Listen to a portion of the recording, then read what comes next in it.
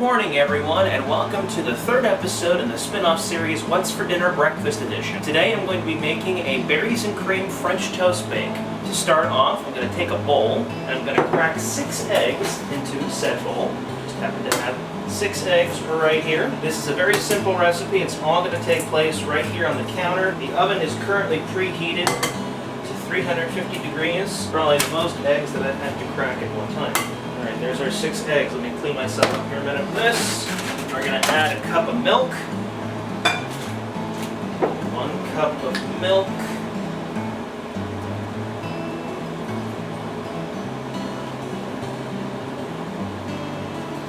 And then a teaspoon each of cinnamon and nutmeg. I'm just going to be approximate.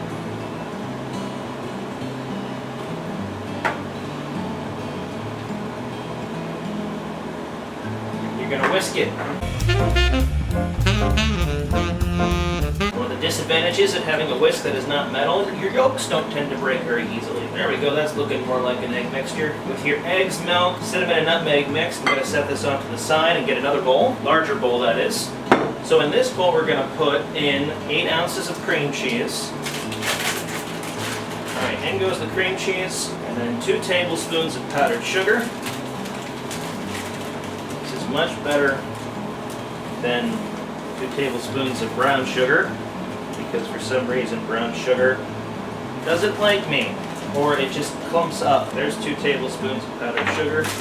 Now I'm going to get my spatula. I'm going to mix this together until it's smooth. It really helps if your cream cheese has been softened, but you want to work at this until it is smooth, almost like an icing. Once you've gotten this cream cheese and powdered sugar mixture pretty much smooth, you're going to add in your egg mixture. And the part that I forgot to mention was before I started recording, I had cut up 8 biscuits, which you can see probably in the back behind the measuring cup there. Those 8 biscuits were cut into pieces, 8 pieces each, and they're going to be poured in after we mix in the eggs, milk, nutmeg, and cinnamon mixture to this right here. Alright, this looks good. It's over. You want to do it slowly, and you want to whisk it. Move this out of the way.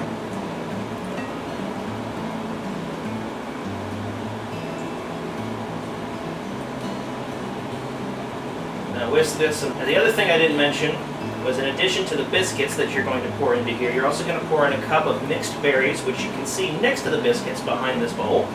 It's a smattering of strawberries, raspberries, blackberries, and blueberries. Strawberries were kind of large, so I cut them into smaller pieces. You only need a cup, and I felt like if I had too many strawberries that were too big, you wouldn't get enough of the other berries in there. I'm going to get my other whisk here in a second.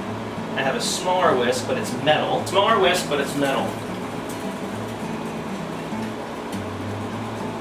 I'm going to say that's good. Add in the next ingredient here in a moment. Alright, believe it or not, the berries are what's going to go in next. So I'm going to keep mixing this as I pour the berries in.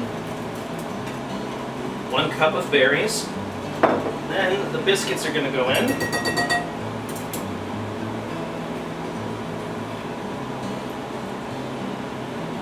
Use a larger spatula for this. Put those mixed in there. Alright, now, the next part is very easy. I'm going to readjust here in a second once I'm done mixing. We're going to pour this into a 13 by 9 pan that's greased. We're going to add a cup of maple syrup, and then we're going to bake it for 35 to 45 minutes. Alright, so I've greased the pan here. I'm going to go and pour this into it. A cup of maple syrup. You don't have to mix it in, just let it sit on the top and it'll meander its way in. Alright, oven's preheated. It's going to go in 350 for 35 to 45 minutes.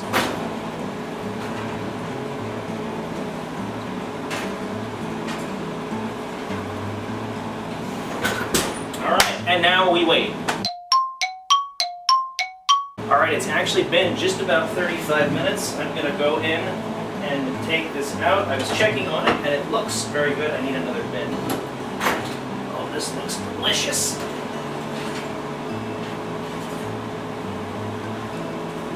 Oh my. Oh, and it's bubbling too. Alright, now the other thing you need to do before plating this up I'm going to dust it with some powdered sugar, and then I'm going to top, at least the piece that I have, I'm going to top it with some fresh berries, which I have cut up in the back there.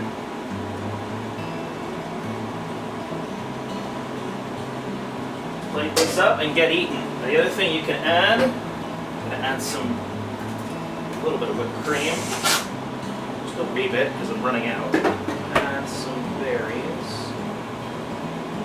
All right, this looks heavenly, might I say.